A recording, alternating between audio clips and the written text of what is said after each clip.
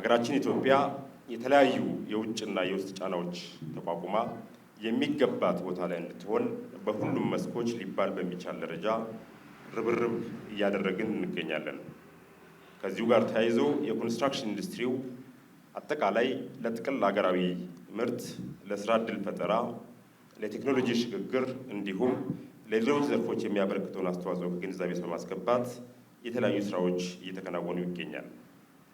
ይህ የዛሬው መድረክ የቴክኒክ ሰነዶችን ወይም የምህንድስና መመሪያዎችን ማስታወቂያ ብቻ ሳይሆን የሕዝብን ደህንነት ለመጠበቅ፣ የሀገርን ሀብት ከብክነት ለማዳን፣ የግንባታ ጥራትን ለማሻሻል፣ የሙያ ብቃትን ለማጠናከር እና የኢትዮጵያን የግንባታ ዘርፍ ወደ ዓለም አቀፍ ደረጃ ለማሸጋገር የምንጀምረው ታላቅ ሀገራዊ እንቅስቃሴ ነው። ክቡራትና ክቡራን፣ የኮንስትራክሽን ዘርፉ ለኢትዮጵያ ኢኮኖሚ እድገት ከፍተኛ አስተዋጽኦ ካላቸው ዘርፎች አንዱ ነው።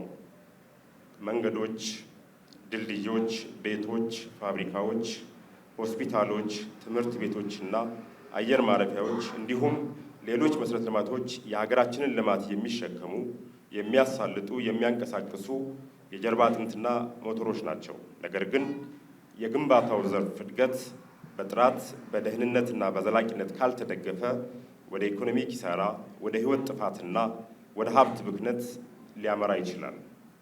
በዓለም ዙሪያ በግንባታ ወቅት የሚደርሱ አደጋዎች፣ የእሳት አደጋዎች፣ የመሬት መንቀጥቀጥ ጉዳቶች እና ሌሎች የግንባታ አደጋዎች የሚያሳዩት አንድ ትልቅ ተሞክሮ አለ። እርሱም የግንባታ ደህንነት ዝም ብሎ በአጋጣሚ ሊረጋገጥ የሚችል ጉዳይ አለመሆኑን ነው። የግንባታ ደህንነት በሳይንስ፣ በምህንድስና፣ በስታንዳርዶች፣ በሕግና በተጠያቂነት ላይ የተመሰረተ ስርዓት ተዘርግቶለት ይሁነኝ ተብሎ የሚመዘገብ ውጤት ነው። በዚህም መነሻነት በአዋጅ ቁጥር 1263/2014 ለከተማና መሰረተ ልማት ሚኒስቴር የኮንስትራክሽንና የከተማ ዘርፎችን ዘላቂና ተወዳዳሪ የማድረግ ስልጣን ሰጥቷል። በተጨማሪም ደንብ ቁጥር 524/2014 ለኢትዮጵያ ኮንስትራክሽን ባለስልጣን የግንባታ ኮዶችና ስታንዳርዶችን የማዘጋጀትና የማስፈጸም ኃላፊነትን ሰጥቷል። ሆኖም ግን ይህ ተልዕኮ የአንድ ተቋም ስራ ብቻ አልነበረም። በኢትዮጵያ ኮንስትራክሽን ባለስልጣን፣ በኢትዮጵያ ስታንዳርድ ኢንስቲትዩት፣ በአዲስ አበባ ዩኒቨርሲቲ፣ በሀገራዊ የደረጃዎች ቴክኒክ ኮሚቴ፣ በሙያ ማህበራት፣ በመንግስታዊና በግል ተቋማት፣ በምሁራንና ባለሙያዎች በጋራ ጥረት የተከናወነ ሀገራዊ ተግባር ነው። እነዚህ ኮድና ስታንዳርዶች በዓለም አቀፍ የምህንድስና ልምዶችና የምርምር ውጤቶች ላይ ተመስርተው ቢዘጋጁም የኢትዮጵያን እውነታ፣ የኮንስትራክሽን ዘርፉን ልምዶች፣ ሀገራችን የአየር ንብረት ሁኔታ፣ የጂኦሎጂ ባህሪያትና የልማት ፍላጎቶች በተገቢ ሁኔታ ከግምት ውስጥ አስገብተዋል። ከሁሉም በላይ የብሔራዊ መለኪያዎች ናሽናል ዲተርሚንድ ፓራሜተርስ መካተታቸው ዓለም አቀፍ ስታንዳርዶችን ከኢትዮጵያ ነባራዊ ሁኔታ ጋር እንዲጣጣሙ አድርጓል። ክቡራትና ክቡራን፣ የብሔራዊ የህንፃ ኮዶችና ስታንዳርዶች ትግበራ በራሱ የተነጠለ ወይም በቁንጽል የሚወሰድ ተግባር አይደለም። ይልቁንም መንግስት በሴክተራችን እያካሄደ ካለው ሰፊ ተቋማዊ ሪፎርምና የዘርፍ ትራንስፎርሜሽን ተግባራት ጋር በቀጥታ የተሳሰረና የሚመጋገብ ነው።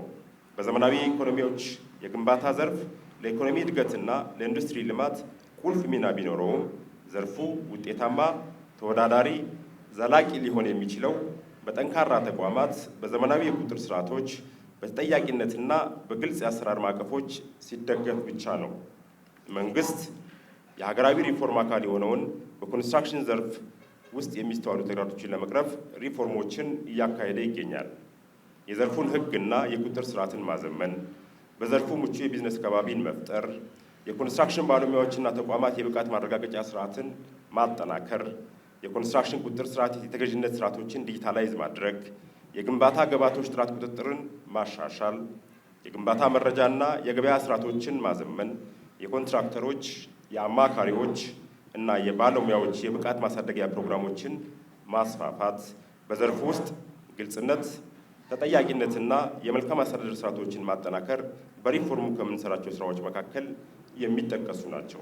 በተጨማሪም የኮንስትራክሽን ዘርፍ ትራንስፎርሜሽን ከጥራት ቁጥጥር በላይ የሚሄድ ሲሆን የቴክኖሎጂ ሽግግር፣ የዲጂታል አሰራር ስርዓቶች፣ የአካባቢ ጥበቃ፣ የአየር ንብረት ለውጥን የሚቋቋሙ ህንፃዎች፣ የሀብት ቆጣቢ ግንባታና የፈጠራ ባህል ግንባታን ያካትታል። የብሔራዊ የህንፃ ኮዶችና ስታንዳርዶች ትግበራም የዚህ ትራንስፎርሜሽን ሂደት አንድ አካልና ዋና ምሰሶ ነው። ያለ ዘመናዊ ኮዶችና ስታንዳርዶች የግንባታ ጥራትን፣ የህዝብ ደህንነትና የኢንቨስትመንት መተማመንን፣ የዓለም አቀፍ ተወዳዳሪነትን ማረጋገጥ አይቻልም።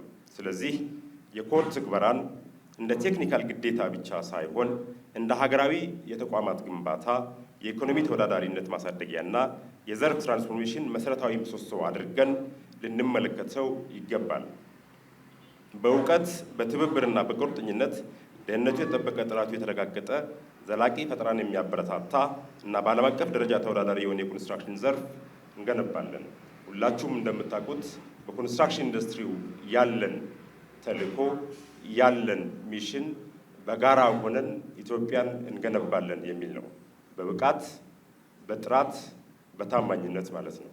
ይሄን ስናደርግ በግንባታ ሂደቶች ሁሉ መንገድ ስንገነባ፣ ድልድይ ስንገነባ፣ ህንፃ ስንገነባ፣ የአየር ማረፊያ ስንገነባ የምንገነባው መሰረተ ልማት የምንገነባው ህንፃና መንገድ ብቻ ሳይሆን ሀገር ነው የሚል መሰረታዊ መነሻ ይዘን ነው እየሰራን ያለ ነው።